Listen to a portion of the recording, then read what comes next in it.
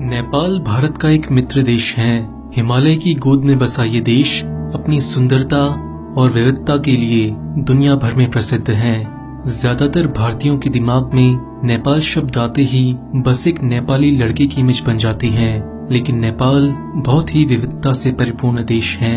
आज के इस वीडियो में हम नेपाल के बारे में आपको कुछ ऐसी बातें बताएंगे जो आपने पहले कभी नहीं सुनी होगी। तो दोस्तों, इस वीडियो को लास्ट तक जरूर देखिएगा।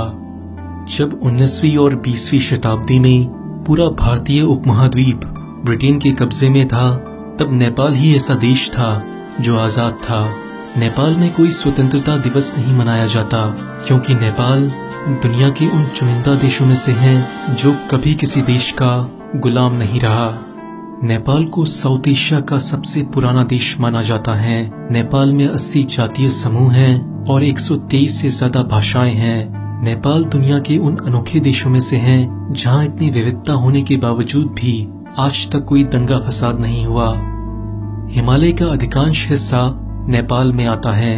हिमालय को भारत की सरजमी से देखते हुए हम सोचते हैं कि हिमालय भारत का ही हिस्सा है, लेकिन ये अधूरा सच है। माउंट एवरेस्ट के साथ साथ हिमालय का अधिकांश हिस्सा नेपाल में आता है। दुनिया में नेपाल का झंडा ही ऐसा है जिसके 4 कोने नहीं हैं। इसके अलावा सभी देशों के झंडों के 4 कोने होते हैं।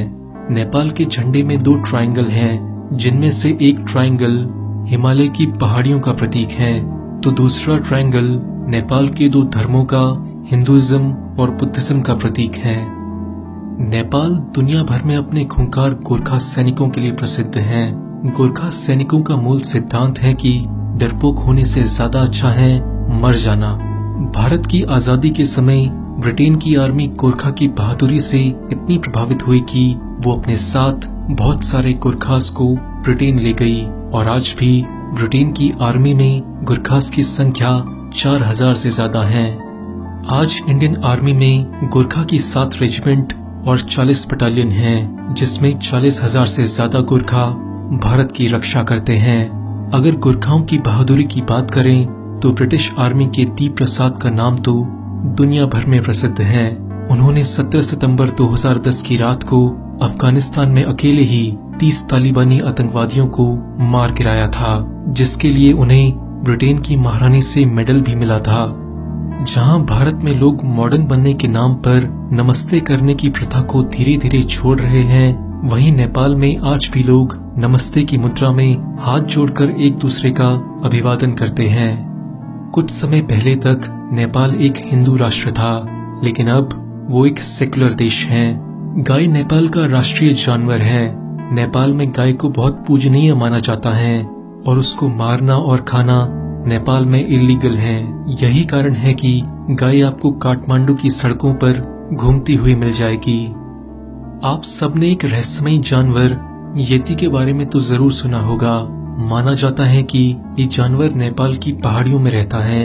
माउंट एवरेस्ट पर सबसे पहले चढ़ाई करने वाले एडमंड हिलेरी ने भी इस जानवर को खोजने के लिए एक अभियान चलाया था।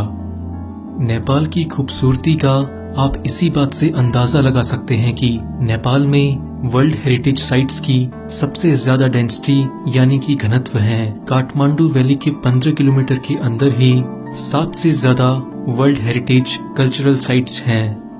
दुनिया में केवल नेपाल ही ऐसा देश है जहां जिंदा देवी का कॉन्सेप्ट है, जिसे कुमारी कहा जाता है। कुमारी का मतलब नेपाली में वर्जिन होता है। भगवान बुद्ध का जन्म नेपाल के लुम्बिनी में हुआ था। इस जगह दुनिया भर से बौद्ध धर्म के अनुयायी आते रहते हैं। नेपाल में भगवान बुद्ध के प्रति लोगों में जबरदस्त श्रद्धा की भावना देखी जा सकती है। इसके साथ साथ महाशिवरात्रि नेपाल का बहुत बड़ा त्योहार है। दुनिया की 10 सबसे ऊंची पर्वत चोटियों में से 8 नेपाल में है। इसमें 8,848 मीटर की ऊंचाई वाली माउंट एवरेस्ट सबसे ऊंची है। माउंट एवरेस्ट को नेपाली भाषा में सागर माता कहा जाता है, जिसका मतलब है आसमान की देवी। नेपाल कभी चरस, तंबाकू आदि के लिए बहुत फेमस था, लेकिन अब यहाँ चरस, तंबाकू खरीदना, बेचना और इस्तेमाल करना गैर कानूनी है। नेपाल में चिड़ियाओं की 870 से ज्यादा स्पीशीज हैं। आप जानकर हैरान होंगे कि चिड़िया की इतनी स्पीसीज तो पूरे यूरोप में भी नहीं पाई जाती। नेपाल दुनिया के उन चुनिंदा देशों में से है जहां आपको बंगाल टाइगर और एक सिंग वाला राइनोसोरस एक साथ देखने को मिलेंगे। 54.6 सेंटीमीटर की हाइट वाला दुनिया का सबसे छोटा आदमी चंद्र बहादुर नेपाल का ही है। रामायण की मुख्य पात्र सीता माता का जन्म स्थल मिथिला नेपाल में ही है। नेपाल का सबसे फेमस फास्ट फूड मोमोज है। जहां भारत में हर हफ्ते संडे को छुट्टी होती है, वहीं नेपाल में हर शनिवार को छुट्टी होती है।